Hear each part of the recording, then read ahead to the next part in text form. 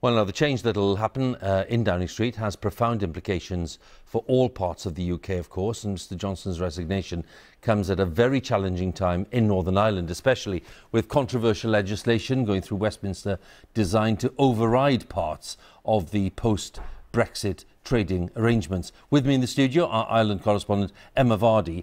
So, this change, and of course we don't know who's going to succeed Mr Johnson, but the change in itself and the kind of uncertainty that that creates, what impact does that have on politics and arrangements in Northern Ireland?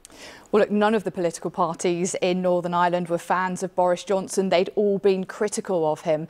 But it creates particularly more uncertainty here because Northern Ireland is in the middle of a political crisis of its own. It hasn't had a fully functioning government since February, and getting one back is hanging on resolving problems with the Brexit arrangements. The Northern Ireland Protocol, which has created a new trade border in the Irish Sea.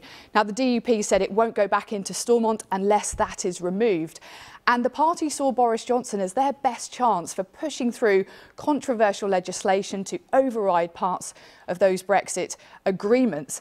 So with Boris Johnson gone now, that all feels much more in doubt. They saw him as the person who would push through that legislation, despite there being critics who say, look, this goes against international law. So it adds uncertainty in Northern Ireland. The question for a new Prime Minister will be, do they continue in that vein, or do they take a more conciliatory tack with the EU?